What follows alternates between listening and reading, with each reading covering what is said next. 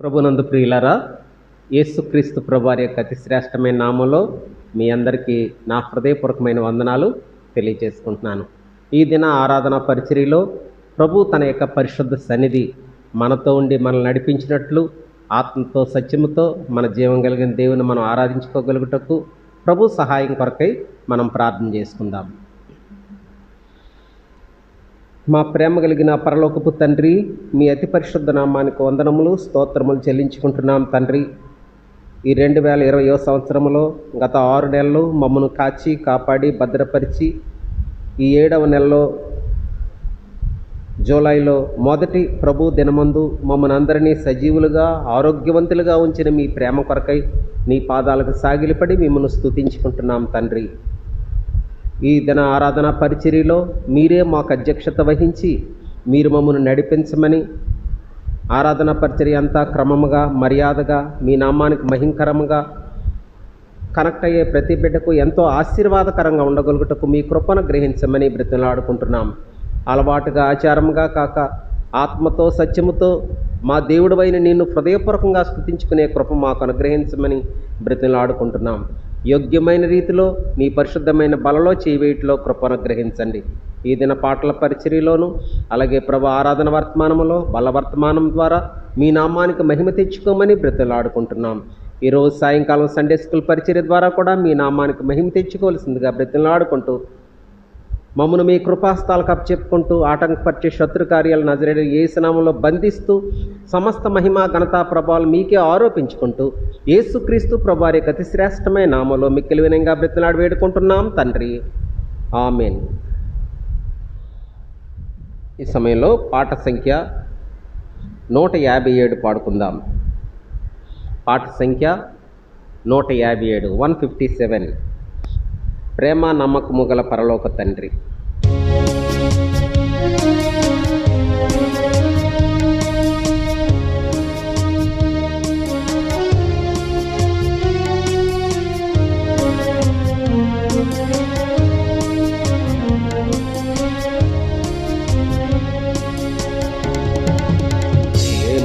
నమ్మకము గల పరలోక తండ్రి తన కుమారుని పంపేను, రక్తము చిందించి మా పాపము కడుగా సిలువపై అర్పించెను, సిలువపై అర్పించెను. త్యాగ సహిత ప్రేమ చూపి నెరవేర్చేత నా నిబంధనను, త్యాగ సహిత ప్రేమ చూపి నెరవేర్చేత నా నిబంధనను, మనలను తానే నిర్మించే గనుక మనలను ప్రేమించెను, మనలను ప్రేమించెను. ప్రేమ నమ్మకము గల పరలోక తండ్రి తన కుమారుని పంపేను, రక్తము చిందించి మా పాపము కడుగా సిలువపై అర్పించెను, సిలువపై అర్పించెను. శాశ్వత ప్రేమ చూపించెను, సిలువపై రుజువు గావించెను. శాశ్వత ప్రేమ చూపించెను, సిలువపై రుజువు గావించెను. తన రక్తముతో పాపులనెల్ల శుద్ధులా చేసెనుగా, శుద్ధులా చేసెనుగా. ప్రేమ నమ్మకము గల పరలోక తండ్రి తన కుమారుని పంపేను, రక్తము చిందించి మా పాపము కడుగా సిలువపై అర్పించెను. సిలువపై అర్పించెను. తండ్రి వలెనే ప్రేమ చూపి నీచులనెల్లా ప్రేమించెను. తండ్రి వలెనే ప్రేమ చూపి నీచులనెల్లా ప్రేమించెను. ఎవరు పాపము నొప్పుకొందురో వారిని క్షమించును. వారిని క్షమించును. ప్రేమ నమ్మకము గల పరలోక తండ్రి తన కుమారుని పంపెను. రక్తము చిందించి మా పాపము కడుగా సిలువపై అర్పించెను. సిలువపై అర్పించెను. మా జీవితములా మార్చివేసి తన సంతతిలో చేర్చెనుగా. మా జీవితములా మార్చివేసి తన సంతతిలో చేర్చెనుగా. తన మహాప్రేమ చూపించి మాకు స్వాస్థ్యము దయచేసెను. స్వాస్థ్యము దయచేసెను. ప్రేమ నమ్మకము గల పరలోక తండ్రి తన కుమారుని పంపెను. రక్తము చిందించి మా పాపము కడుగా సిలువపై అర్పించెను. సిలువపై అర్పించెను.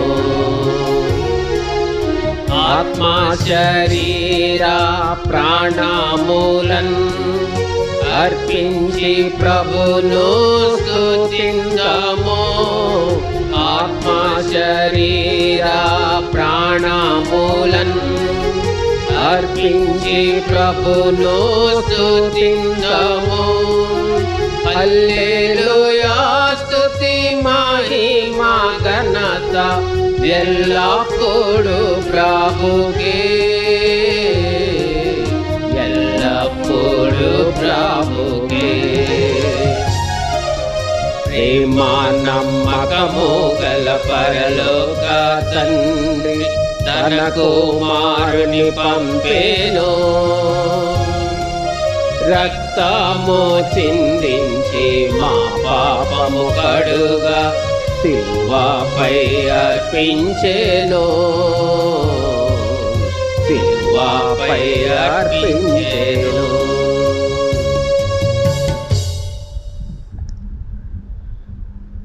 ప్రభునందు ప్రియులరా,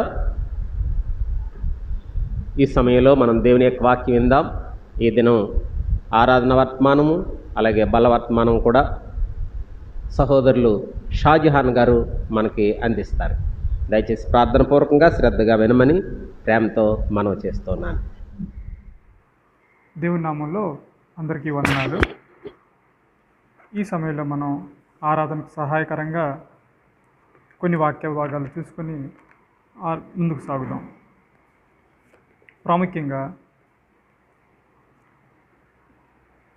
ఈరోజు మనం చూసినట్లయితే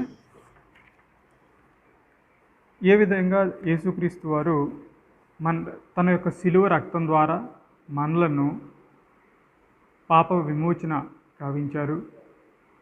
పాపాల నుంచి మన యొక్క పాపాల నుంచి రక్షించారో మనం చూసుకోవచ్చు. చూద్దాము. దానికి సంబంధించిన కొన్ని వచనాలను మనం చూసుకొని ముందుకు సాగుదాము. దానికి సంబంధించిన చూస్తున్నట్లయితే దేవుని యొక్క ఆధిక్యతలు, అంటే ఆయన యొక్క శిలువ మరణం ద్వారా మనకు సంభవించిన ఆధిక్యతలను మనం ఇక్కడ చూసుకుంటూ ఉండవచ్చు. మనం కొన్ని వాక్య భాగాలను చూసుకుందాం. కొలసీలకు రాసిన పత్రిక 2వ అధ్యాయం, కొలసీలకు రాసిన పత్రిక 2వ అధ్యాయం 13 నుంచి 15 వరకు. మన తెలుగు బైబిల్లో అవి మూడు వచనాలు కలిసి ఉన్నాయి. వాటిని చూసుకుందాం. చూడండి, చదువుతున్నాను. మనకి ఇవ్వబడిన ఆధిక్యతల గురించి నేను చెప్తా ఉన్నాను. ఇక్కడ మనం చూసుకుంటూ ఉన్నాం. మరియు అపరాధముల వలన శరీరమందు సున్నతి పొందక యుండుట వలనను మీరు మృతులై ఉండగా దేవుడు వ్రాతపూర్వకమైన ఆజ్ఞన వలన మన మీద రుణముగాను మనకు విరోధముగాను నుండిన పత్రమును మేకులతో సిలువకు కొట్టి దాని మీది చేవ్రాతను తుడిచివేసి మనకు అడ్డము లేకుండా దానిని ఎత్తివేసి మన అపరాధములన్నిటినీ క్షమించి ఆయనతో కూడా మిమ్మల్ని జీవింపజేసెను. ఆయన ప్రధానులను అధికారులను నిరాయుధులుగా చేసి శిలువ చేత జయోత్సవముతో వారిని పట్టి తెచ్చి బాహాటముగా వేడుకకు కనపరచెను. చూసినట్లయితే మనం ఇక్కడ కొన్ని విషయాలను మనం తెలుసుకోవచ్చు. ఇక్కడ మనం మొదటగా ఎప్పుడైనా ఆరాధనలో మన యొక్క పాపపు స్థితిని గురించి మనం చూసినట్లయితే ఆ పాపపు స్థితి ఏం చెప్తూ ఉందంటే, ఇక్కడ చూస్తున్నాం కదా, అపరాధముల వలనను శరీరమందు సున్నతి పొందక యుండుట వలనను మీరు మృతులై ఉండగా. మనం ఎటువంటి స్థితిలో ఉన్నామంట?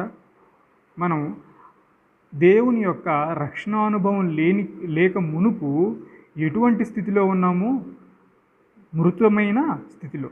మనందరం సజీవులమే. అంటే ఈరోజు మనం అందరం బ్రతికే ఉండొచ్చు, కానీ దేవుని దృష్టిలో మృతులమై ఉన్నాం. ఎలాగో ఒక చిన్న కొంచెం వివరణలోకి వెళ్దాం. ఎలాగనంటే ఒక విషయంగా మనం చూసుకున్నట్లయితే, మనం ఈ లోకం విడిచినప్పుడు, మనం ఈ లోకంలో చనిపోయినప్పుడు మన ఆత్మ మన శరీరం నుంచి వేరుపడుతుంది. దాన్ని శరీరం అంటే అది మొదటి మరణం కదా. అలానే రెండవది అది ఏంది? వేరుపరచుట. అది ఏం చేస్తుంది? ఆత్మని, సహజ మరణం, ఇక్కడ జరగబోయే భూలోకంలో జరిగే మరణం ఆత్మని శరీరాన్ని నుంచి వేరుపరచుట. రెండవ మరణం ఉంది. ఆ రెండవ మరణం ఏంటి? ఆత్మీయ మరణం. ఆత్మీయ మరణం ఎలాంటిదంటే, దేవుణ్ణి నుండి మన యొక్క ఆత్మను వేరుగా ఉంచటం అన్నమాట. దేవుడు అనుగ్రహించే కృపా కటాక్షములు చూడకుండా మన యొక్క ఆత్మను వేరుగా ఉంచటమే వేరుగా ఉంచటమే ఆత్మీయ మరణం, లేకపోతే పాపములలో మృతులై ఉండుట. అంటే మృతులై ఉండుట, పాపములో మృతులై ఉండుట ఎలాగున్నామంట? ఆ పాపాలు మనల్ని ఏం చేస్తాయి? పాపంలో మనం అపరాధముల చేతను పాపముల చేతను చచ్చిన వారం అంటాం. అంటే ఆ పాపములు, అపరాధములు దేవుని యొక్క కృపా కటాక్షములు మన యొక్క ఆత్మకు లేకుండా, మన యొక్క జీవాత్మకు లేకుండా చేస్తాయి. అందుకనే దాన్ని ఇంకొక వేరుపరచడం అన్నమాట. మొదటి వేరుపరచడం ఏమిటి? సహజ మరణం. అక్కడ ఆత్మను శరీరాన్ని వేరుపరుస్తూ ఉన్నాం సహజ మరణంలో. రెండవ మరణంలో ఏదైతే దేవుని యొక్క కృపా కటాక్షములు మనము పొందలేకపోతూ ఉన్నామో, మన యొక్క ఆత్మ పొందలేకపోతూ ఉన్నదో, అదే రెండవ మరణం. అందుకనే పాపముల్లో మనం చచ్చిన వారము, అపరాధముల చేత చచ్చిన వారము.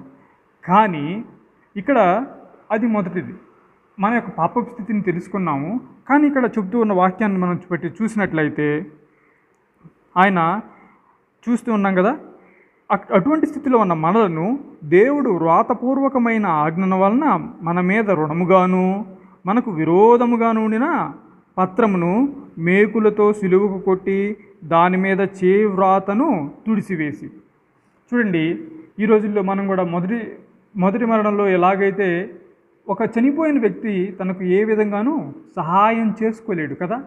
ఒక చనిపోయిన వ్యక్తి ఏ విధంగానూ తనకు ఈగలు లేకపోతే తన దోమలు వాళ్తున్నాయి అనుకోండి, తన జీవం మరణించిన వ్యక్తి జీవం లేకపోవడం వలన తను ఏమి చేసుకోలేడు కదా. ఈగలు తోలుకోలేడు, లేకపోతే తనకి బాడీకి హాని కలిగించే ఏదన్నా జరుగుతుందనుకోండి, ఏమి చేసుకోలేడు. అలానే మనం పాపములలో చచ్చిన స్థితిలో ఉన్నాం. అంటే మనకు కూడా ఆత్మీయమైన మేలు, మన యొక్క ఆత్మకు ఏదైతే దేవుని యొక్క కృపా కటాక్షములు కలుగుతాయో అటువంటి మేలులను దేవునితో సమాధానపరుచుకునే విధానాన్ని మన యొక్క చచ్చిన స్థితిలో మనం పొంది ఉండలేదు. కదా. అటువంటి స్థితిలో ఉన్న మన కోసము క్రీస్తు వారు ఈ విధంగా ఏం చేశారంట, ఆయన తన యొక్క శిలువ చేత మనకు విరోధంగా కొన్ని ఇక్కడ ఈ వాక్య భాగంలో వీటిని విషయాలను మనం చూసుకోవచ్చు, ఏది మనకు విరోధంగా ఉన్నదో. మొదటిది ఏమంట, దేవుడి వ్రాతపూర్వకమైన ఆజ్ఞల వలన మన మీద రుణముగాను మనకు విరోధముగాను ఉన్నాయంట. ఇదేంటంటే రుణము అంటే ఏముందండి, మనకు తెలుసు కదా. ఏదైనా ఒక ప్రామిసరీ నోట్ ఉందనుకోండి, ఆ ప్రామిసరీ నోట్లో ఇలా ఇదిగో పలానా ఇంత డబ్బులు ఇవ్వాలి పలానా వ్యక్తి అని ఒక రుణాన్ని చెప్తాం. అలానే అది చేయకపోతే దాని పనిష్మెంట్ కూడా కొన్నిసార్లు అయితే కొన్ని లీగల్ డాక్యుమెంట్స్లో మనకు కనబడుతుంది. అలానే మనకు విరోధముగా ఉన్నాయంట. ఏంటి, దేవుని యొక్క ఆజ్ఞలు మనం చూసినప్పుడు అవి మన పాపపు స్థితిని చూపిస్తాయి. అలానే ఆయన చేయమన్న పనులను లేకపోతే ఆయన స్థాయికి, అంటే దేవుని యొక్క స్థాయిని ఏదైతే దేవుడు కోరుతున్నాడో ఆ స్థాయిని అందుకోలేకపోవటం ద్వారా మనం పాపపు స్థితిలో ఉన్నాము. ఆ పాపపు స్థితి ఏం చేస్తుందంటే, నువ్వు ఫలానా రుణాన్ని చెల్లించలేకపోయావు కాబట్టి ఏం కావాలంట, దానికి శిక్ష కావాలి. ఆ శిక్ష ఏంటిది, మరణం. ఆ శిక్ష మరణం. అటువంటి మనకు విరోధంగా ఉన్న మొదటి దాన్ని యేసుక్రీస్తుల వారు తన యొక్క శిలువ ద్వారా తొలగించారు. ఎలా అంట, శిలువకు కొట్టి ఆయన ఏం చేశారంట, దాన్ని చేవ్రాతను తుడిసివేసి దాన్ని శిలువ కొట్టి మనకు ఎటువంటి రుణము మనం కలిగి ఉండలేదు. మనకు విరోధంగా ఉంచబడిన ఆ యొక్క ఆజ్ఞలు లేకపోతే వ్రాతపూర్వకమైన ఆజ్ఞల నుంచి మనకు విడుదల కలుగు చేశారు. అందుని బట్టి ఆయన్ని ఎంతగానో స్తుతించ బుద్ధులమై ఉన్నాము. దేని ద్వారా, ఇదిగో మనకు విరోధంగా రాయబడిన లేకపోతే మనకు విరోధముగా ఎప్పుడు ఇదిగో నువ్వు పాపివి, నువ్వు నన్ను ఈ యొక్క స్థాయిని, అంటే ఈ మంచి జీవిత స్థాయిని నువ్వు అందుకోలేవు, దేవుని యొక్క స్థాయిని, దేవుడు ఏదైతే మంచి అని చెప్తున్నాడో ఎలాగనుంటున్నాడో అది నువ్వు అందుకోలేవు అనే విషయాన్ని మనం చూసినట్లయితే ఆ యొక్క ఆజ్ఞరూపకమైన లేకపోతే వ్రాతపూర్వకమైన ఆజ్ఞలు మనల్ని ఎప్పుడు చూపిస్తూ ఉంటాయి. అటువంటి మనస్సాక్షి నుంచి దేవుడు మనల్ని విముక్తి చేశాడు. అందుని బట్టి ఆయనకి మనం స్తుతించబద్ధులమై ఉన్నాము, స్తోత్రాలు చెల్లించాలి. మరి ఒకసారి ఏమంటే అక్కడ ఇంకొక విరోధాన్ని లేకపోతే ఇంకొక దాన్ని కూడా చూసుకోవచ్చు. ఆయన ప్రధానులను అధికారులను నిరాయుధులనుగా చేసి శిలువ చేత జయోత్సవముతో వారిని పట్టి తెచ్చి బాహాటముగా వేడుకకు కనపరచెను. ఆయన ప్రధానులను అధికారులను, అంటే ఈ విషయంలో చూసుకున్నట్లయితే ప్రాముఖ్యంగా రెండు విషయాలుగా చూసుకోవచ్చు. ఒకటి యూదా ప్రధానులు అనుకోవచ్చు, లేకపోతే ఈ అంధకార సంబంధమైన శక్తులు అనుకోవచ్చు, చీకటి సంబంధమైన శక్తులు, చెడు శక్తులు, వాటి నుంచి కూడా మనకి ఏం చేశారంటే వాటిని పట్టి తెచ్చి బాహాటంగా, అంటే పూర్వ రోజుల్లో ఎలాగైతే రాజులు ఒక రాజ్యాన్ని జయించినప్పుడు ఆ యొక్క రాజుని ఇదిగో గేలి చేస్తూ ఊరేగించేవాళ్ళు, గేలి చేస్తూ ఏం చేసేవారు, రోడ్ల మీద తిప్పుతూ ఉండేవాళ్ళంట. అలానే ఆయన ఏం చేశాడు, ఈ లోకపు అంధకార శక్తులను తిప్పాడనమాట.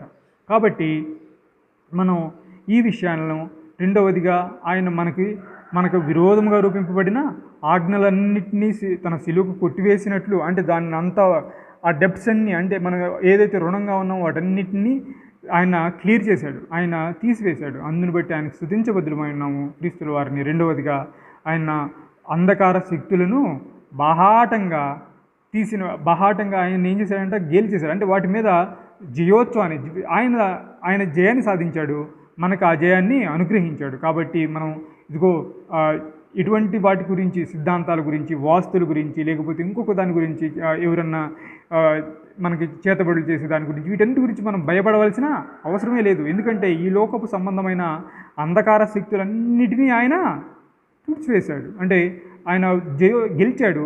ఆ యొక్క గెలుపు ఆయనకు సహోదరులుగా ఉన్న ఆయన యొక్క రామాన్ని అంగీకరించిన మనందరికీ రక్షణగా ఉంది. అందును బట్టి మనం స్తోత్రాలు చెల్లించ బొద్దులమై ఉన్నాం. మూడవదిగా చూసినట్లయితే ఇంకొక విషయాన్ని మనం చూసుకుందాం. చూడండి, 1 పేతురు 2వ అధ్యాయము, పేతురు రాసిన మొదటి పత్రిక 2వ అధ్యాయము ఈ విధంగా రాయబడింది. అంటే మనం మొదటిగా ఏం చూసామంటే ఆయన మొదటిగా వ్రాతపూర్వకమైన ఆజ్ఞలను తుడిసివేసినందువలన మనం స్తుతించబద్ధులమై ఉన్నాము. రెండవదిగా ఈ లోక సంబంధమైన అంధకార శక్తులను ఆయన గెలిచి దాని మీద జయం సాధించాడు తన శిలువ ద్వారా. ఆ విజయాన్ని మనకు ఆపాదించాడు. అందును బట్టి దేవుని స్తుతించబద్దలం విన్నాం. మూడవది, అంతగా మనం అప్పుడప్పుడు మర్చిపోవచ్చు కానీ ఇంకొక దాని నుంచి కూడా మనల్ని విమోచించాడు. ఏంటంటే అది మనం చూస్తూ ఉంటాం కదా. మొదటి పేతురు రాసిన పత్రిక 2వ అధ్యాయం 18వ వచనం మనం చూసినట్లయితే 2వ అధ్యాయం 18, 19 చదువుతూ ఉన్నాను. పనివారులారా, చూడండి, మొదటి అధ్యాయం 18వ వచనం చదువుతున్నాను, క్షమించాలి. పితృపారంపర్యమైన మొదటి అధ్యాయం 18, 19.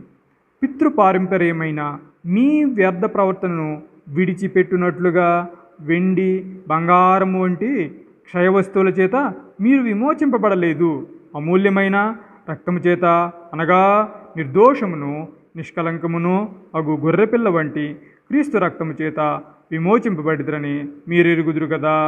ఎటువంటి దేని నుంచి ఇక్కడ విడిపించుతూ ఉన్నాడు దేవుడు? ఇక్కడ మరొకటి దేని నుంచి మనల్ని విమోచిస్తూ ఉన్నాడు కదా. ఏంటి ఆ విమోచన అంటే?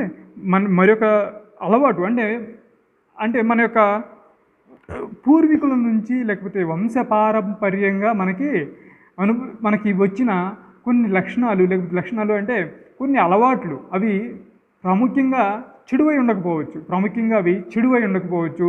అది సమాజం చెడుగా పాపంగా గుర్తించకపోవచ్చు. కానీ వంశపారంపర్యంగా వచ్చిన కొన్ని అలవాట్లను, వాటి నుంచి మనల్ని అది ఎందుకు విముక్తి రావాలంటే వాటి నుంచి మనం చూసుకుందాం.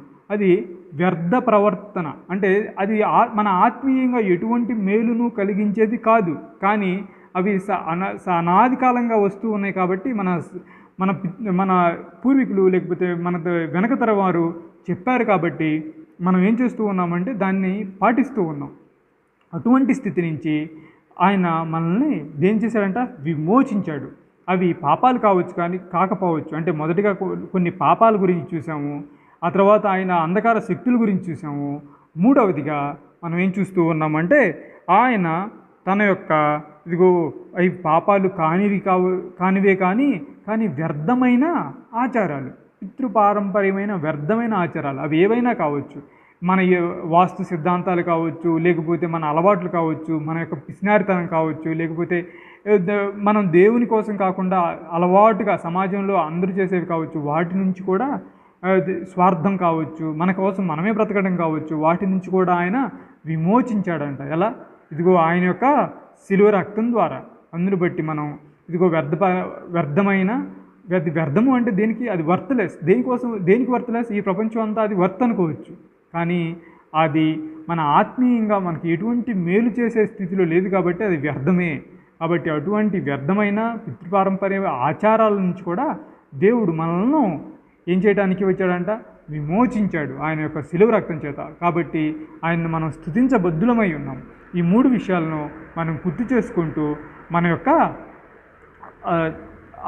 ఆరాధనలోకి ప్రవేశిద్దాం. దేవుడు ఈ వాక్యాన్ని దీవించునుగాక. ఆమేన్.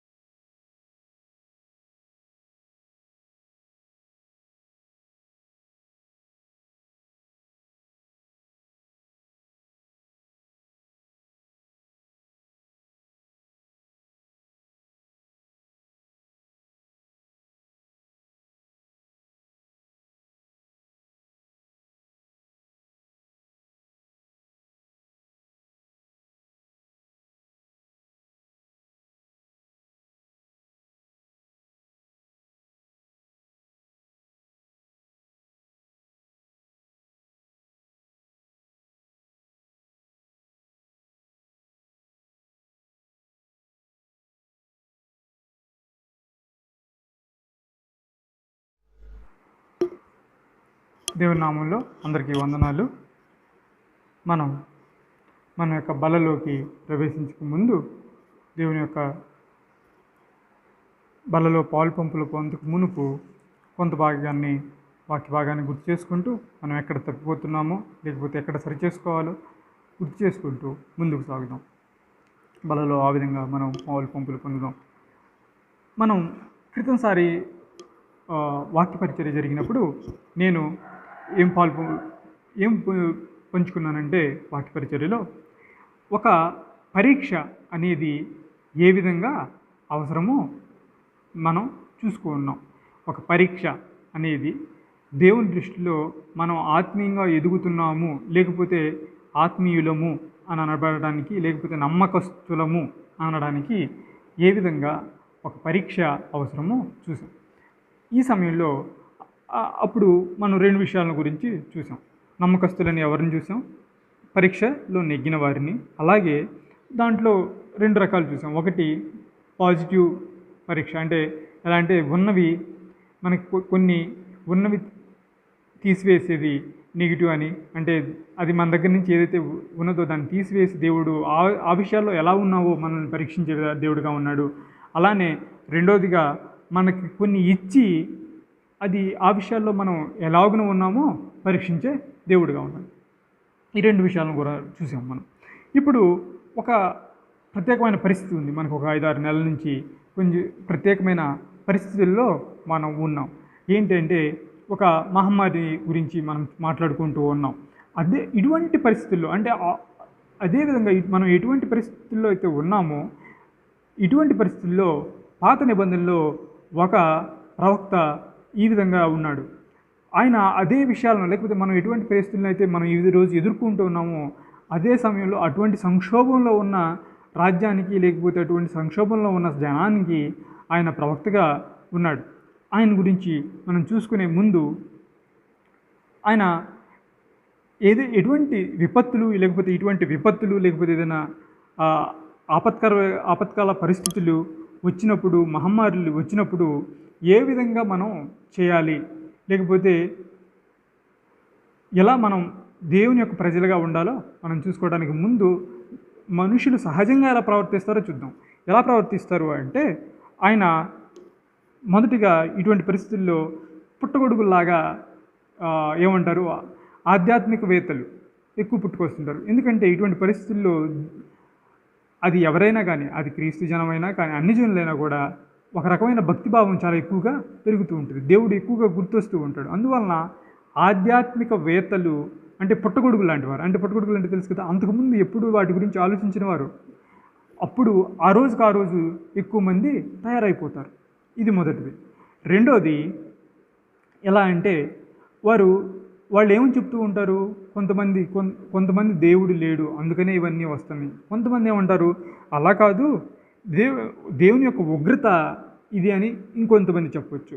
ఇంకొంతమంది దేవుడు సమర్థవంతంగా నడపలేకపోతున్నాడు అందుకనే ఇటువంటివి వస్తూ ఉన్నాయి అని కూడా చెప్పొచ్చు. కొంతమంది దేవుడు మనం ప్రత్యేకంగా కొన్నిసార్లు ఇదంటే ప్రపంచవ్యాప్తంగా వచ్చింది, కానీ కొన్నిసార్లు మన ఇంట్లోనే ఏదైనా ఆపత్కాల పరిస్థితులు వచ్చినట్లయితే, అనారోగ్య పరిస్థితులు వచ్చినట్లయితే మనం ఏమనుకుంటామంటే దేవుడు పక్షపాతి, కాకపోతే ఆయన నా పక్షాన లేడు అని కూడా చెప్పుకునే పరిస్థితిలో ఉండవచ్చు. ఇవన్నీ ఎప్పుడు జరుగుతూ ఉంటాయంటే మనకి ఆపత్కాల పరిస్థితులు వచ్చినప్పుడు, పరీక్షలు వచ్చినప్పుడు, శోధనలు వచ్చినప్పుడు ప్రతి ఒక్కరూ వారి అభిప్రాయాలను ఈ విధంగా తెలియజేయవచ్చు. కానీ ఇటువంటి స్థితిలో ఉన్నప్పుడు, ఇటువంటి పరిస్థితిలో మనం ఉన్నప్పుడు మనం ఏం చేయాలి అంటే దేవుని యొక్క ప్రవక్త ఏం చేశాడో మనం చూద్దాం. మనం ఏ విధంగా ఉండాలి అంటే దేవుణ్ణి గురించి ప్రజలకు చెప్పేవారంగా ఉండాలి.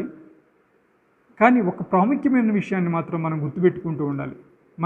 అది ఈరోజు మహమ్మారి గురించి కావచ్చు, కరోనా గురించో లేకపోతే ఇంకో దాని గురించో కావచ్చు, కానీ లేకపోతే మన యొక్క శరీరంలో బాధలు, లేకపోతే మన యొక్క శరీరంలో రోగాల గురించి, లేకపోతే ఇంట్లో ఆర్థిక ఇబ్బందుల గురించి కానీ ఏదైనా అవ్వచ్చు. అది ఎటువంటి విధమైన పరీక్ష అయినా అయి ఉండొచ్చు. కానీ మనం ఒకటి గుర్తుపెట్టుకోవచ్చు, మనం ఏమనుకుంటామంటే ఆపత్కాలము రాక మునుపు ఏమనుకుంటామంటే మనం మనుషులతో వ్యవహరిస్తున్నాం అనుకుంటున్నాం. కానీ మనం చూసినట్లయితే మనం we are dealing everyday with God, not with people. చూద్దాం అక్కడ, we are always dealing with God. there was not a single day that went by that we are not dealing with God. మనము ప్రతిరోజు దేవునితో వ్యవహరిస్తున్నాం, లేకపోతే లావాదేవీలు చేస్తున్నాం, కలిసి నడుస్తూ ఉన్నాము. ఆపత్కాలం రాకమునుపు మనం ఏదైనా మనం ప్రజలతో చేస్తున్నాము, మన ఇంట్లో వాళ్ళతో చేస్తున్నాము అని అనుకుంటున్నాం. కానీ మనం చేసే ప్రతి పనిని దేవుడు చూస్తూ ఉన్నాడు. మనం దేవునితోనే అది వ్యవహరిస్తున్నాం, లేకపోతే లావాదేవీలు చేస్తూ ఉన్నాం అని చెప్పి మనం అనుకోవచ్చు. ఈ విషయాలు మనం చూసుకున్న తర్వాత ఆ ప్రవక్త ఎవరో కాదు, యోవేలు కదా. యోవేలు చూసినట్లయితే అక్కడ చూద్దాము, అక్కడ ఒక ప్రత్యేకమైన పరిస్థితి ఉంది. అక్కడ ఏముంది అంటే మిడతల దండు రాబడింది. మనం చూస్తూ ఉన్నాం. చూడండి, యోవేలు ప్రవక్త రాసిన గ్రంథము మనం చూసుకున్నట్లయితే అటువంటి ప్రత్యేక పరిస్థితిని ఎదుర్కొంటూ ఉన్నాడు. ఇలాంటి ప్రత్యేక పరిస్థితి అంటే ఒక ఆపత్కాల పరిస్థితి, కరువు, కాటకాలు. ఇక్కడ చూసినట్లయితే చూడండి, పెద్దలారా ఆలకించుడి, దేశపు కాపురస్తులారా మీరందరూ చెవియొగ్గి వినుడి. ఇలాంటి సంగతి మీ దినములలో కానీ మీ పితరుల దినములలో కానీ జరిగినదా? ఈ సంగతి మీ బిడ్డలకు తెలియజేయుడి. వారు తమ బిడ్డలను, ఆ బిడ్డలకు రాబో తరం వారికి తెలియజేయుదురు. ఏంటంటే ఇక్కడ జరిగింది ఇంకా ఇప్పుడు కూడా ఇటువంటి పరిస్థితి కదా. అప్పుడు కూడా ఎప్పుడు జరగలేదంట ఇటువంటి పరిస్థితి. మనం కూడా చాలా తరాలుగా వినలేదు, మన జీవితంలో జరిగలేదు కదా. గొంగళి పురుగులు విడిచిన దాన్ని మిడతలు తినివేసి ఉన్నవి, మిడతలు విడిచిన దానిని పసర పురుగులు తినివేసి ఉన్నవి, పసర పురుగులు విడిచిన దాన్ని చీడ పురుగులు తినివేసి ఉన్నవి కదా. కరువు కాటకాలు వీళ్ళ దగ్గర చాలా ఎక్కువగా ఉన్నాయి. అటువంటి స్థితిలో వీరు ఉన్నారు. చూడండి, భూమి మీద 11వ వచనం చదువుతూ ఉన్నాను యోవేలు గ్రంథంలో నుంచే. చూడండి, యోవేలు గ్రంథం, భూమి మీద పైరు చెడిపోయిను, గోధుమ కర్రలను యావల కర్రలను చూసి సేద్యగాండ్లారా సిగ్గునుందుడి. చూడండి, ఎక్కడ మనం చూసినట్లయితే వీరికి ఒక ప్రత్యేకమైన కరువు కాటకాల పరిస్థితిలో ఉన్నారు. ఆపత్కాలమైన, అది కూడా ఒక రకమైన ఆపత్కాల పరిస్థితి, శోధన కాలం. ఇది దేనివల్ల వచ్చింది అని చూసినట్లయితే ఈ ప్రత్యేకమైన పరిస్థితి వారు చేసిన పాపాలను బట్టి అని మనం చూస్తూ ఉన్నాం. సో దీనికంటే ముందు మనం ఈ యొక్క పాపాలను బట్టి, లేకపోతే మనం ఈ పాపాల ద్వారా, వారు చేసిన పాపాల ద్వారా ఈ విధంగా జరిగిందని చెప్పేసి మనం చూస్తూ ఉండవచ్చు. మనం చూస్తాము. దానికంటే ముందు కొన్ని వాక్య భాగాలను చూసుకుంటూ యోవేలు గ్రంథంలో కొన్ని వాక్య భాగాలను కూడా చూసుకుందాం. చూడండి, మనం శోధనలో ఉంటాం, లేకపోతే శోధించబడాలి, లేకపోతే పరీక్షలో నెగ్గాలి, లేకపోతే అని క్రితంసారి మనం యోబుని వీరందరినీ గుర్తు చేసుకున్నాం. కానీ ఈసారి మన వైపు నుంచి మనం ఏ విధంగా దేవునికి నమ్మకంగా ఉన్నామో దానికంటే దేవుడు ఏ విధంగా ఈ పరీక్ష నెగ్గడానికి సహాయం చేస్తాడో ఆ విషయాలను గుర్తు చేసుకుందాం. మనం ఏమనుకుంటామంటే ఇదంతా మనమే చేస్తున్నామేమో, అంటే మనం ఒక్కళ్ళమే పోరాడుతున్నామేమో, మనం ఒక్కళ్ళమే దేవునితో దేవుడు ఇచ్చిన పరీక్షల్లో ఇదిగో ఎక్కువగా పోరాడి విజయం సాధిస్తున్నామేమో అని అనుకోవచ్చు. నేను ఒక్కడనే అనుకోవచ్చు ఈ పోరాటంలో. కానీ ఈ పోరాటాన్ని మనం ఒక్కళ్ళమే సాగించటం లేదు. ఎవరి ద్వారా సాగిస్తూ ఉన్నామంట? చూడండి, శోధనను ఏ విధంగా మనం జయించవచ్చు, జయించడానికి కావాల్సిన సహాయం ఎక్కడి నుంచి వస్తుందో మనం చూస్తూ ఉన్నాం. ఆ తర్వాత కొరింథీయులకు రాసిన మొదటి పత్రిక 10వ అధ్యాయం 13వ వచనం నేను చదువుతాను. చూడండి, అక్కడ ఏ విధంగా దేవుడు మనకు సహాయాన్ని అందిస్తూ ఉన్నాడో మనం చూస్తూ ఉండవచ్చు. దేవుడు 10వ అధ్యాయం కొరింథీయులకు రాసిన పత్రిక 10వ అధ్యాయం 13వ వచనం, సాధారణముగా మనుషులకు కలుగు శోధన తప్ప మరి ఏదియు మీకు సంభవింపలేదు. దేవుడు నమ్మదగినవాడు, మీరు సహింపగలిగినంత కంటే ఎక్కువగా ఆయన మిమ్మును శోధింపబడనీయడు. అంతేకాదు, సహింపగలుగుటకు ఆయన శోధనతో కూడా తప్పించుకున్న మార్గమును కలుగుజేయును కదా. చూడండి, ఇక్కడ మనం చూసినట్లయితే దేవుడు ఏం చేస్తూ ఉంటాడంట, ఇక్కడ కొన్ని విషయాలను గుర్తు ఈ వాక్య భాగంలో దేని గురించి రాయబడింది ఈ వాక్య భాగం అంటే, మనం చూసినట్లయితే 8వ అధ్యాయం నుంచి 10వ అధ్యాయం వరకు ఇది పౌలు గారు రాస్తూ అక్కడ విగ్రహారాధనలో వారు పాలు పంపులు పొందే విషయం గురించి మాట్లాడుతున్నారు కదా. ఆ విషయాలను మనం తరికించి చూసుకున్నట్లయితే ఏంటంట, మనం చిన్న విషయాల్లో అంటే వారు చేసే విందులలో పాలు పంపులు పొందొచ్చు కానీ దేవునికి దగ్గరగా ఉండొచ్చు అనే అభిప్రాయంలో ఉన్నారు. అటువంటి అభిప్రాయాన్ని మీరు కలిగి ఉండొద్దు అని చెప్తూ రాస్తూ ఉన్నాడు. అలానే కానీ దేవుడు నమ్మకస్తుడు. దేవుడు మీరు అంటే మీరు శోధించబడటానికి ఎంతవరకు అయితే మీరు బేరు చేయగలరో, ఎంతవరకు అయితే భరించగలరో అంతకంటే ఎక్కువగా శోధనను మీ వద్ద ఉంచడు. దాని నుంచి తీసివేస్తాడు, లేకపోతే మీకు తప్పించుకున్నటకు ఒక మార్గాన్ని అనుగ్రహిస్తాడని చెప్పబడతా ఉంది. చూడండి ఒకసారి, ఆయన ఈ యొక్క శోధనను ఆయన అనుమతించేవాడిగా ఉంటాడు. మనకు ఒక తెలుసు కదా, మన తల్లిదండ్రులు కూడా మనకి ఏదైనా పని చెప్పారనుకోండి, అది మనం చేయగలిగిన పనినే చెప్తారు, మనం చేయలేని పనిని చెప్పరు, అంతే కదా. మనకి అలవాటు ఉన్న పని, లేకపోతే ఈ వయసుకి ఈ పని చేయొచ్చు అని చెప్పేసి ఒక 5 ఏళ్ల పిల్లవాడిని షాప్లో మనం ఎక్కువసేపు ఉంచు, ఎందుకంటే వాడికి డబ్బులు ఎలా ఇవ్వాలో, లేకపోతే తల్లిదండ్రులు వేరే వ్యక్తులతో ఎలా మాట్లాడాలో, లేకపోతే ఏది ఇవ్వాలో తెలియదు కదా.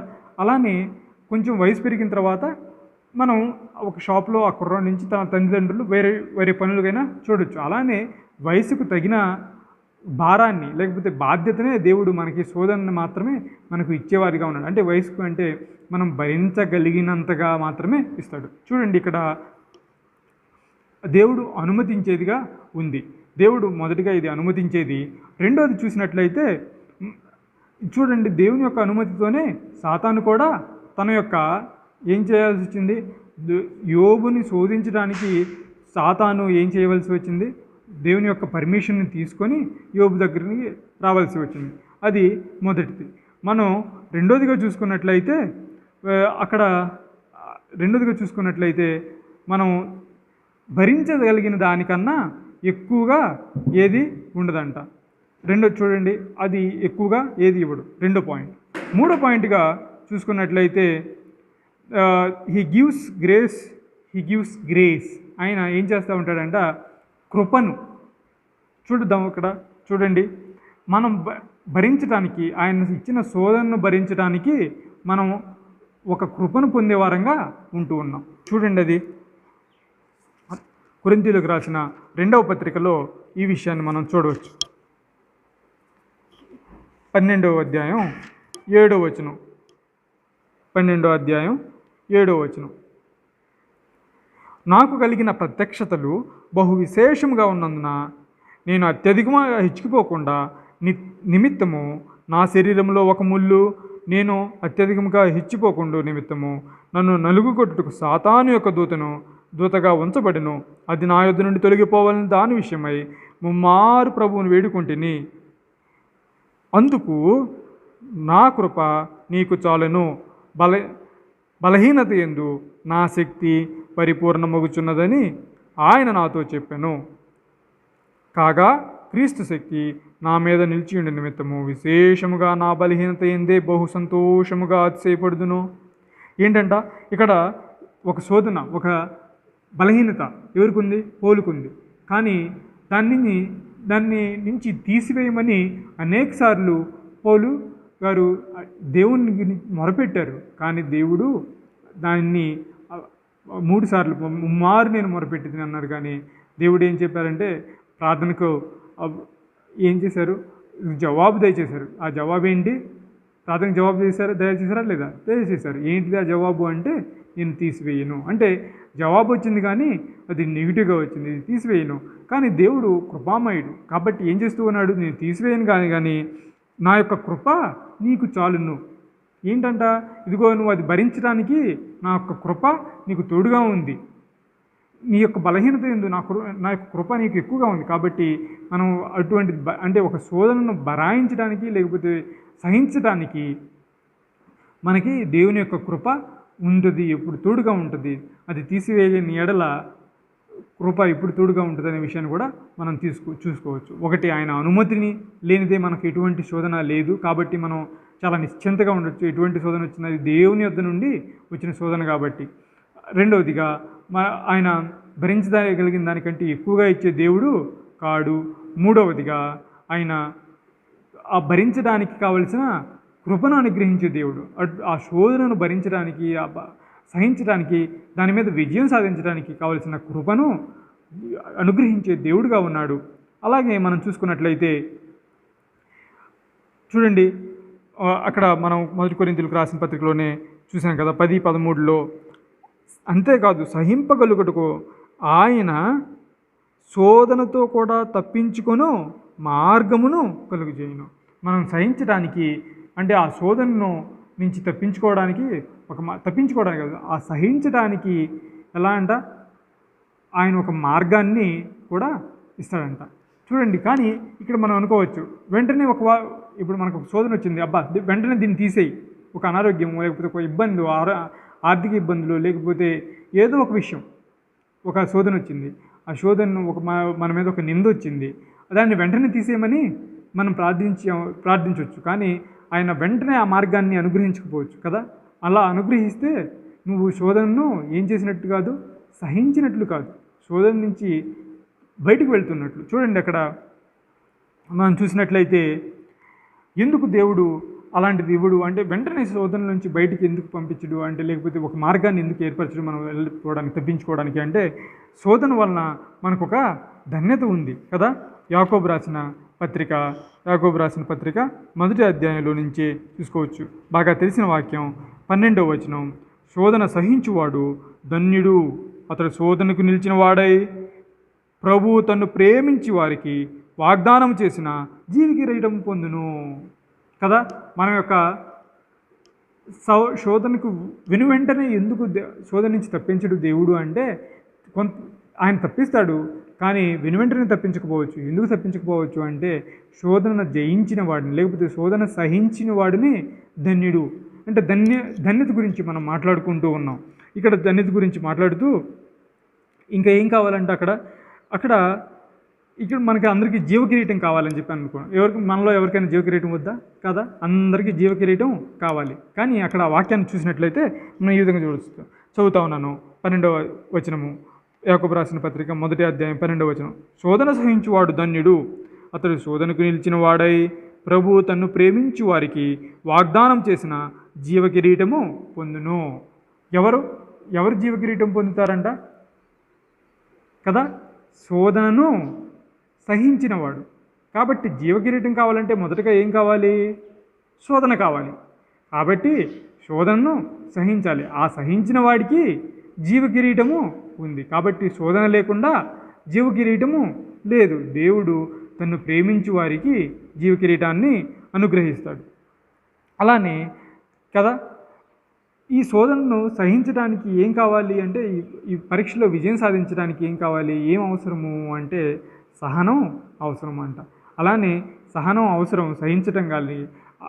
మనం ఇంకొంచెం చూసినట్లయితే కొన్ని నేర్పించడానికి కూడా, ఈ సహనాన్ని నేర్పించడానికి కూడా దేవుడు ఈ పరీక్షను శోధన మన ముందు ఉంచే దేవుడిగా ఉన్నాడు. చూస్తూ ఉన్నాం చూడండి, 5వ అధ్యాయం యాకోబు రాసిన పత్రిక 5వ అధ్యాయంలో నుంచి మనం చూసినట్లయితే 11వ వచనం చూద్దాము. సహించిన వారిని ధన్యులు అనుకొనుచున్నాము కదా, మీరు యోబు యొక్క సహనమును గూర్చి వింటిరి, ఆయన ఎంతో జాలియు కనికరమును గలవాడని మీరు తెలుసుకొని ఉన్నారు.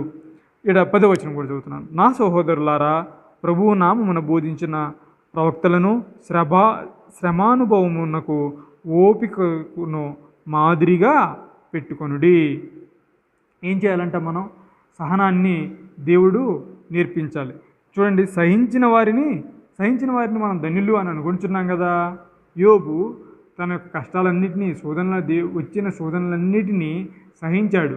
కాబట్టి ఏమనుకుంటున్నాము, మనము శోధన సహించాడు కాబట్టి ధన్యులు అనుకుంటున్నాము. కాబట్టి మనకు శోధనని అంటే సహనాన్ని నేర్పించడానికి కూడా దేవుడు ఈ యొక్క శోధనలను వాడుకునే దేవుడుగా ఉన్నాడు. కానీ కొన్ని విషయాల్లో మనం తప్పిపోతూ ఉంటాం. ఇశ్రాయేలీయులు వారు మనం 1 కొరింథీయులకు రాసిన పత్రికలో 10వ అధ్యాయంలో చూసినట్లయితే శోధన సమయంలో ఏం చేశారు అంటే సణుగారు. కానీ దేవునితో సనగకుండా ఆయనతో పాటు సహకరించిన వారికి ఆయన యొక్క కృప, ఆయన నేర్పించవలసిన పాఠాలన్నీ మనం నేర్చుకునే వారంగా ఉంటాం కదా. మనం చూసాము మొదటిగా ఇటువంటి సమయంలో ఏ విధంగా ఉండాలో చూసాము. రెండవదిగా పరీక్ష మనం నెగ్గటమే కాదు, కానీ పరీక్ష ఎవరు నెగ్గుతారంట? దేవుడు మనకు సహాయం చేస్తాడు. పరీక్ష శోధన నుంచి భరించడానికి, సహించడానికి, దాని మీద విజయం అనుగ్రహించడానికి దేవుడు మనకు సహాయం చేసే దేవుడిగా ఉన్నాడు. కాబట్టి అది చూసాము. ఆ తర్వాత దానివల్ల మనం ఇంకొక విషయాన్ని కూడా చూడొచ్చు. దేవుడు మనకి ఏ విధంగా సహాయం చేస్తాడో మనం చూసినట్లయితే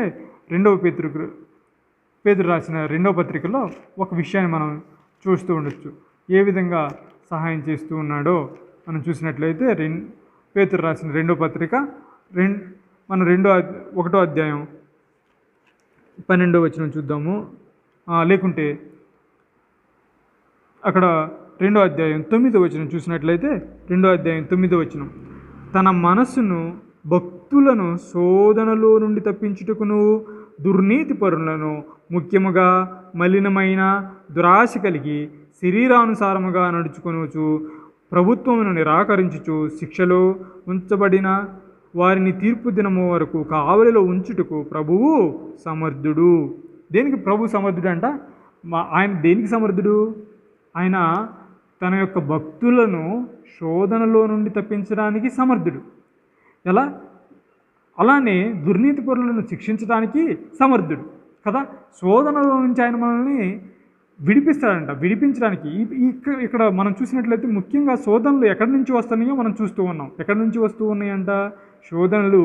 ఈ 2వ అధ్యాయం అంతా చూసినట్లయితే మొదటి నుంచి చూస్తే అక్కడ మొదటి వచనం చదువుతున్నాం 2వ అధ్యాయంలోనే, మరియు అబద్ధ ప్రవక్తలు ప్రజలలో ఉండిరి, అటువలనే మీలోనూ అబద్ధ బోధకులు ఉందురు.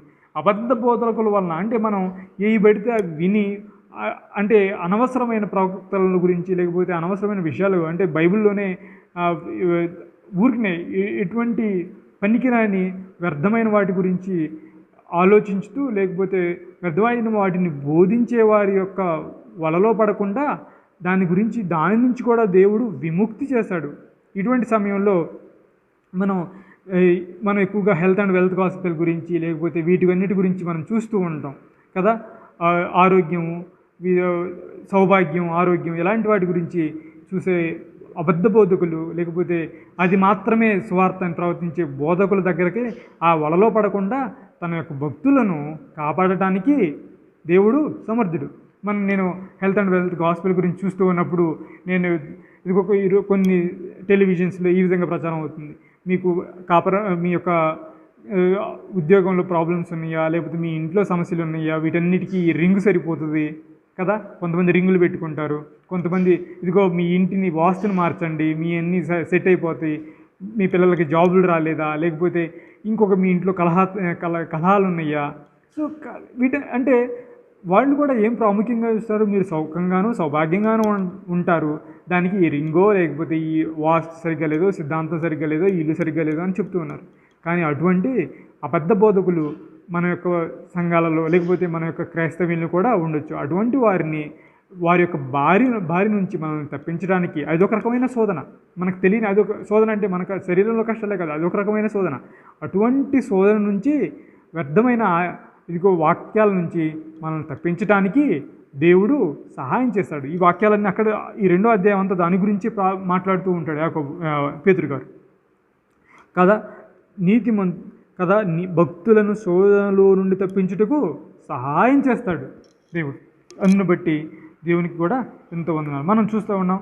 అలానే మనకు వచ్చే మామూలు కష్టాలు కాకుండా ఇలాంటి వ్యర్థమైన పనికిరాని ఫాల్స్ టీచర్స్ని, అబద్ధ బోధకుల నుంచి కూడా, భార్య నుంచి కూడా మనల్ని తప్పించడానికి, అటువంటి శోధన నుంచి తప్పించడానికి కూడా దేవుడు సమర్థుడు కదా. మనం చూసాము. చివరగా వీటన్నిటి నుంచి చూస్తూ మనం సణుగకుండా, గొణగకుండా ఉన్నట్లయితే మనం ఏం చేయొచ్చు అంటే మనం దేవునిలో ఎదుగుతూ ఉండొచ్చు. చూడండి, చివరగా మళ్ళా యోవేలు గ్రంథంలోనికి వచ్చినట్లయితే ఈ విషయాలను మనం చూసుకుంటూ ఉండొచ్చు. యోవేలు గ్రంథంలో మనం చూస్తూ ఉన్నాము 2వ అధ్యాయం. ఒక శోధన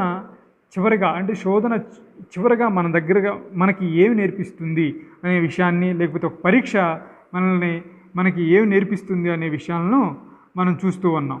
చూడండి, యోవేలు గ్రంథంలో నుంచి కొన్ని వచనాలను 2వ అధ్యాయం 16వ వచనం చూసినట్లయితే మనం చూసాము, ఈ యొక్క మహమ్మారి లేకపోతే ఒక ఆపత్కాలము, లేకపోతే ఒక ఆపత్కాల పరిస్థితి, అవసరమైన పరిస్థితి, లేకపోతే ఎటువంటి ఈ బాధ శోధనలు అనేవి పాపం ద్వారా వస్తాయని మనం చూసాం మొదటిగా. రెండవదిగా ఇవి చూస్తూ ఉన్నాం, దాని ద్వారా ఆ పాపం నుంచి ఏమి నేర్చుకోవచ్చు మనం అంటే అటువంటి మహమ్మారి పరిస్థితి నుంచి ఏమి నేర్చుకోవచ్చు అంటే 2వ అధ్యాయం 16వ వచనం చూసినట్లయితే ఎవరు రావాలంట ఆయన దగ్గరికి మనం ఒప్పుకోలు చేయాలి. మనం ఏం చేయాలంటే వెళ్ళి మన యొక్క పాపాలను ఒప్పుకోవాలి. అక్కడ చూస్తూ ఉన్నాం కదా, జనులను సమకూర్చుడి, సమాజ కూటమును ప్రతిష్ఠించుడి, పెద్దలను పిలువనంపించుడి, చిన్నవారిని స్తన్యపానము చేయి బిడ్డలను తోడుకొని రండి, పెండ్లి కుమారుడు అంతఃపురంలో నుండి పెండ్లి కుమార్తె గదిలో నుండి రావలెను.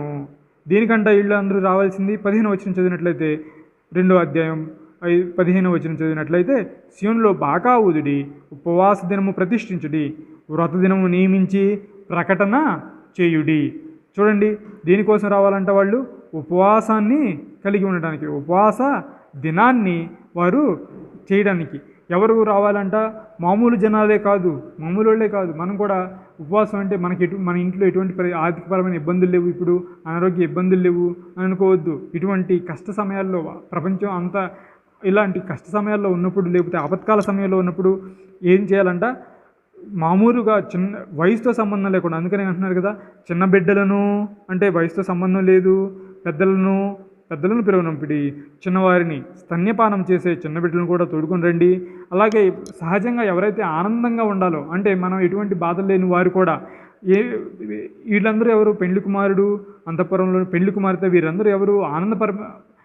సెలబ్రేషన్స్లో ఉండాల్సిన వాళ్ళు, వారిని కూడా ఉపవాస దినానికి తోడుకొని రండి. అంటే ఎవరైతే సహజంగా ఆనందప్రదమైన స్థితిలో ఉన్నారో ఈ సమయంలో వారు కూడా, ఎటువంటి ఇబ్బందులు ఎటువంటి శోధన లేకుండా ఉన్నారో వారు కూడా ఉపవాస దినానికి తోడుకొని రావాలని దేవుడు చెబుతూ ఉన్నాడు. అలానే కాకుండా చూడండి, మనం ఒప్పుకోలు, తర్వాత దేవుడు క్షమించే దేవుడుగా ఉన్నాడు. మన అన్నిటికంటే ప్రాముఖ్యమైనది, మిగతా ఎక్కడా లేనిది క్షమాపణ అనేది మనం బైబిల్ గ్రంథంలో క్రీస్తు దగ్గర నుంచి మరి ఎక్కువగా నేర్చుకోవచ్చు. 18వ వచనం చూడండి, అప్పుడు 2వ అధ్యాయంలోనే యోవేలు గ్రంథం 2వ అధ్యాయం 19వ వచనం, అప్పుడు యెహోవా తన దేశమును బట్టి రోషము పూని తన జనుల ఎడల జాలి చేసుకొనెను. ఆయన క్షమించి తన జనుల ఎడల ఏం చేస్తాడంట? జాలి చేసుకొనెను. అది మరియు యెహోవా తన జనులకు ఉత్తరము ఇచ్చి చెప్పునదేమనగా, అంటే దేవుడు క్షమించి, అంటే మనం మొదటిగా మన యొక్క పాపాలను ఒప్పుకున్నప్పుడు క్షమించే దేవుడిగా ఉన్నాడు, మరియు మన యొక్క ప్రార్థనలను ఉత్తరం ఇచ్చే దేవుడిగా ఉన్నాడు. అక్కడ చూసినాడు కదా, ఆయన తన జనుల ఎడల జాలి చేసుకొనెను, మరియు ఏం చేస్తూ ఉన్నాడు? యెహోవా తన జనులకు ఉత్తరం ఇచ్చే దేవుడుగా ఉన్నాడు. మనం యొక్క పాపాలను ఒప్పుకున్నప్పుడు మొదటిగా ఆయన క్షమించే దేవుడు, మన యొక్క ప్రార్థనలకు ఉత్తరం ఇచ్చే దేవుడిగా ఉన్నాడు. చివరిగా చూసినట్లయితే మళ్ళా చూడండి, ఇప్పుడు క్షమాపణ అయిపోయింది, దేవుడు జాలి చేసుకున్నాడు, పాపాలను ఒప్పుకున్నాం, క్షమించబడ్డాం. ఆ తర్వాత దేవుడు ఏం చేస్తూ ఉన్నాడు? చూడండి, మనకు ఆశీర్వాదాన్ని ఇచ్చే దేవుడిగా ఉన్నాడు. అక్కడ చూసినట్లయితే 20వ అధ్యాయం నుంచి 20వ వచనం నుంచి 25వ వచనం దాకా ఎలాగున దేవుడు ఆశీర్వదిస్తూ ఉన్నాడో, మిడతల ద్వారా దండు ద్వారా కోల్పోయిన తన ఆ పంటను ఏ విధంగా తిరిగి ఇచ్చే దేవుడిగా ఉన్నాడో మనం చూస్తూ ఉంటాం.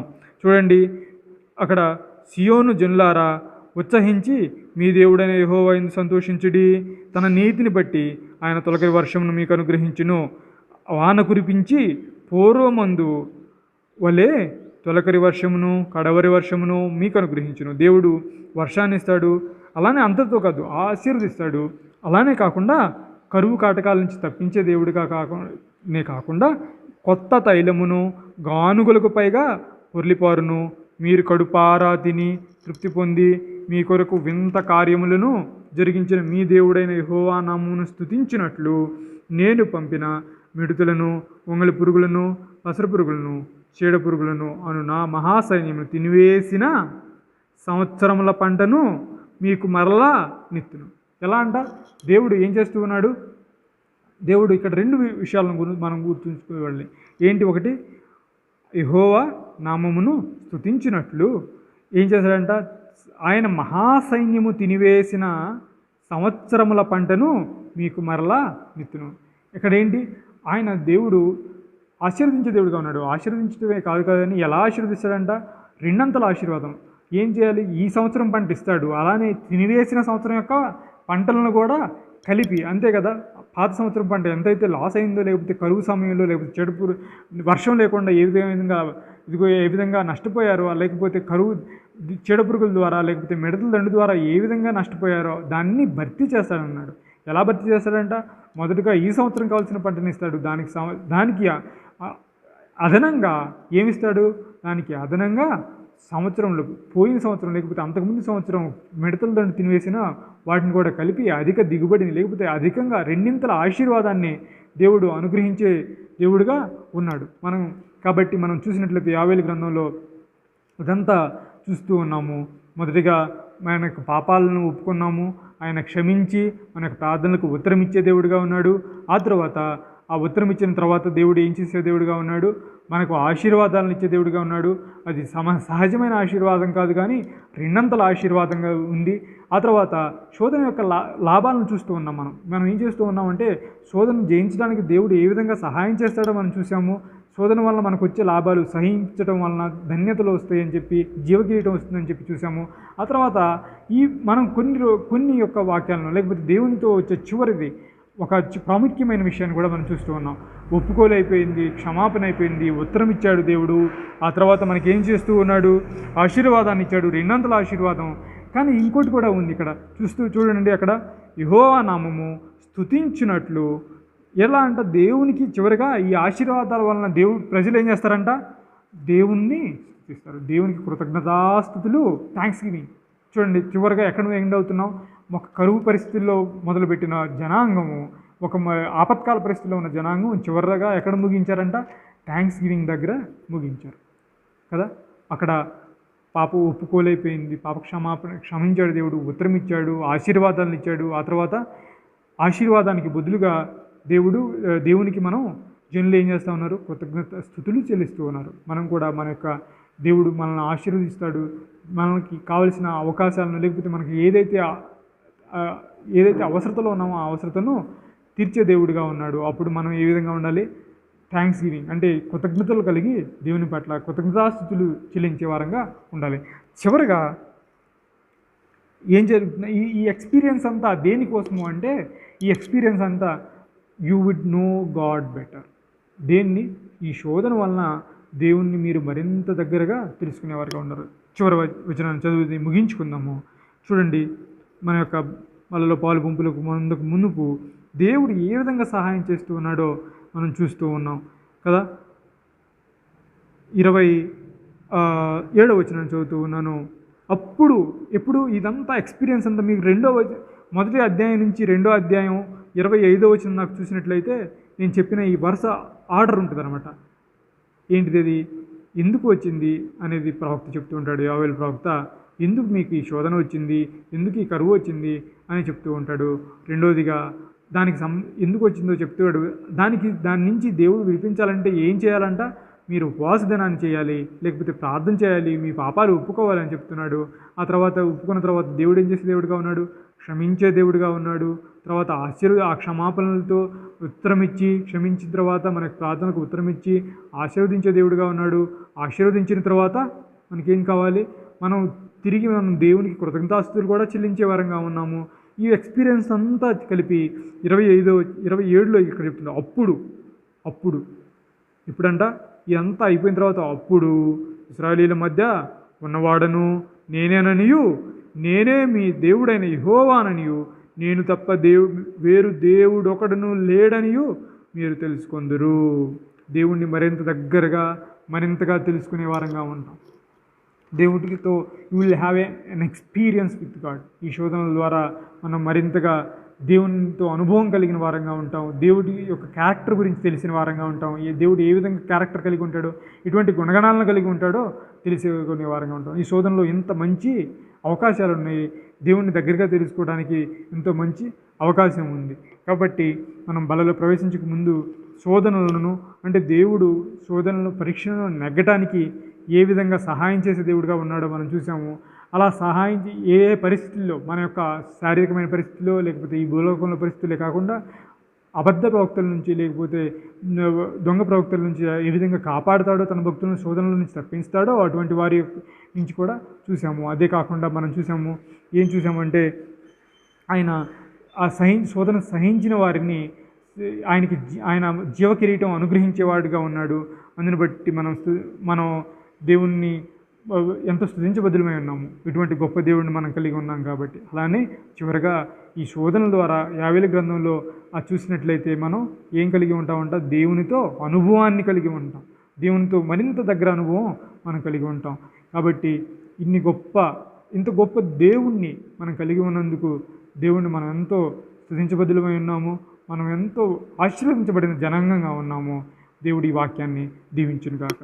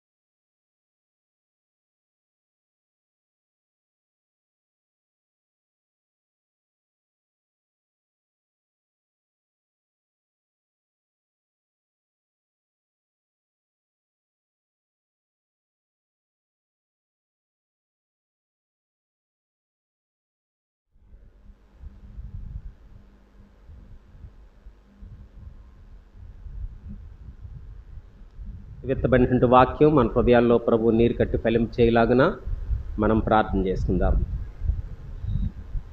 మా ప్రేమ కలిగిన పరలోకపు తండ్రి, మీ అతి పరిశుద్ధ నామానికి వందనములు స్తోత్రములు చెల్లించుకుంటున్నాం తండ్రి. ఆరాధన పరిచర్లో మీరు ఇచ్చిన వాక్య భాగాల కొరకై నీ పాదాలకు సాగిలపడి మిమ్మల్ని స్తుతించుకుంటున్నాం. అలాగే మీరు అనుగ్రహించినటువంటి బలవర్తమానాన్ని బట్టి మిమ్మల్ని స్తుతించుకుంటున్నాం తండ్రి. విత్తబడినటువంటి వాక్యాలు మా హృదయాల్లో మీరే నీరు కట్టి ఫలింప చేయండి తండ్రి. యోగ్యంగా నీ పరిశుద్ధమైన బలలో పాల్పంపులు పొందిన ప్రతి బిడ్డను బట్టి మిమ్మల్ని స్తుతించుకుంటున్నాం. ప్రేమ కలిగిన దేవ, ఎవరైతే నీ బలకు దూరంగా ఉన్నారో వారు కూడా నీ బలకు సమీపస్తులుగా ఉండటకు మీ కృప వారికి అనుగ్రహించమని బ్రతిమలాడుకుంటున్నాం. ఈ దినమందు వాక్య పరిచయం చేసినటువంటి సహోదరులు షాజహాన్ గారిని బట్టి మిమ్మల్ని స్తుతించుకుంటున్నాం. వారిని బహుగా దీవించి నూరంతల ప్రతిఫలం వారికి అనుగ్రహించండి తండ్రి. మా ప్రేమ కలిగిన తండ్రి, కృప కలిగిన దేవ, ఈ యొక్క ఆరాధన పరిచర్యలో ఎవరైతే ఆన్లైన్లో ఏకీభిస్తూ రాగలిగారో ప్రతి కుటుంబాన్ని పేరు పేరు చొప్పున మీరు దీవించండి. ముఖ్యంగా గ్రేస్ ప్రేయర్ హౌస్లో ఉన్న ప్రతి కుటుంబాన్ని మీ కృపాస్థాలకు అప్పచెప్పుకుంటున్నాం. ఎవరైతే బలహీనలుగా ఉన్నారో వారిని ప్రభా మీరే ముట్టి స్వస్థపరచమని బ్రతిమలాడుకుంటున్నాం. ముఖ్యంగా తండ్రి, ఉద్యోగ బాధ్యతల నిమిత్తమై బయటకు వెళ్తున్నటువంటి బిడ్డల కొరకు ప్రత్యేకంగా ప్రార్థన చేస్తున్నాం నాయన. మెడికల్ డిపార్ట్మెంట్లో పనిచేస్తున్నటువంటి నాయన మరి కుమారుని బట్టి, అలాగే ప్రభా ప్రిస్కిలాని బట్టి మిమ్మల్ని స్తుతించుకుంటున్నాం. ఆ బిడ్డలకు మీరు తోడుగా ఉండండి. మీ ప్రత్యేకమైన కాపుదల భద్రత అనుగ్రహించండి. వారి యొక్క రాకపోకలో మీ కృప దయచేయండి. ఈ విధంగా ప్రభా ఆయా ఉద్యోగ బాధ్యతల మీద ఎవరైతే బయటకు వెళ్ళి వస్తున్నారో వారికి నీ ప్రత్యేకమైన కాపుదల భద్రత అనుగ్రహించమని బ్రతిమలాడుకుంటూ వస్తున్నాం. మా ప్రేమ కలిగిన తండ్రి, మరి దినమందు నీ పాద సన్నిధిలో నీ బిడ్డలు ఆయన మరి కానుకలు సమర్పించుకున్నటువంటి బిడ్డలను బట్టి మీకు వందనాలు చెల్లించుకుంటున్నాం. వారి యొక్క సమర్పణలను, వారి కానుకలను, కృతజ్ఞత కానుకలను, దశంభాగములను మీరు దీవించి ఆశీర్వదించి నూరంతల ప్రతిఫలం ఇహమందు పరమందు వారికి అనుగ్రహించి మలాకి 3:10 ఉన్నటువంటి వాగ్దానాలు వారి కుటుంబాలపై మెండుగా నింపమని బ్రతిమలాడుకుంటూ వస్తున్నాం. మా ప్రేమ కలిగిన తండ్రి, గర్భవతులైన బిడ్డల కొరకు ప్రత్యేకంగా ప్రార్థన చేస్తున్నాం నాయన. వారికి మంచి ఆరోగ్యాలు అనుగ్రహించి జన్మలు నిండినప్పుడు వారికి సుఖప్రసవాలు మీరు దయచేయమని బ్రతిమలాడుకుంటున్నాం. ప్రేమ కలిగిన తండ్రి, వార పరిచర్యలో కూడా చేతులెత్తి మీ సహాయం కోరుకుంటున్నాం. గ్రేస్ ప్రేయర్ హౌస్ ద్వారా జరిగే ప్రతి పరిచర్య ద్వారా మీ నామానికి మహిమ తెచ్చుకోమని బ్రతిమలాడుకుంటూ ఇంతవరకు ఈ ఆరాధన పరిచర్యలో మాకు సహాయపడినందుకు నీ పాదాలకు సాగిలపడి మిమ్మల్ని స్తుతించుకుంటూ యేసుక్రీస్తు ప్రభువారి యొక్క అతి శ్రేష్టమైన నామములో మిక్కిలి వినంగా బ్రతిమలాడి వేడుకుంటున్నాం తండ్రి. ఆమెన్. తండ్రి అయిన దేవుని ప్రేమ, కుమారుడైన యేసుక్రీస్తు ప్రభువారి యొక్క కృప, పరిశుద్ధాత్మ దేవునికి అన్యోన్య సహవాసము యూట్యూబ్ ద్వారా గ్రేస్ ప్రేయర్ హౌస్ పరిచర్యలో ఎవరైతే ఏకీభిస్తూ వచ్చారో వారందరినీ పేరు పేరు చొప్పున ప్రభు దీవించి ఆశీర్వదించును గాక. ఆమెన్.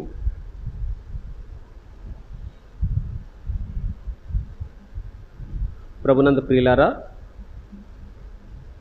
దయచేసి